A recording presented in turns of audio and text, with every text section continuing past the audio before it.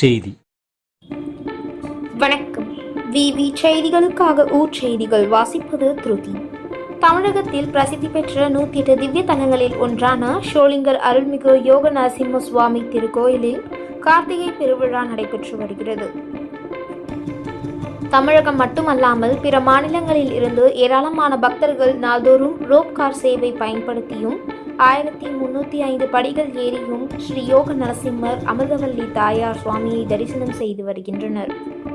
இந்த நிலையில் ராணிப்பேட்டை மாவட்ட திமுக விவசாய அணி அமைப்பாளர் வெங்கடேசன் அவர்கள் குடும்பத்தின் சார்பில் 10,000 பேருக்கு அன்னதானம் வழங்கும் நிகழ்ச்சி ஏற்பாடு செய்யப்பட்டது. இதில் தரிசனம் முடித்து வரும் பக்தர்கள் 10,000 பேருக்கு பெரியமலை அடிவாரத்தில் அன்னதானம் வழங்கினர். தொடர்ந்து பக்தர்கள் நீண்ட வரிசையில் நின்று அன்னம் பெற்றுக் கொண்டனர். உடன் துணை அமைப்பாளர் ராமன் மற்றும் திமுக நிர்வாகிகள் என பலர் உடனிருந்தனர்.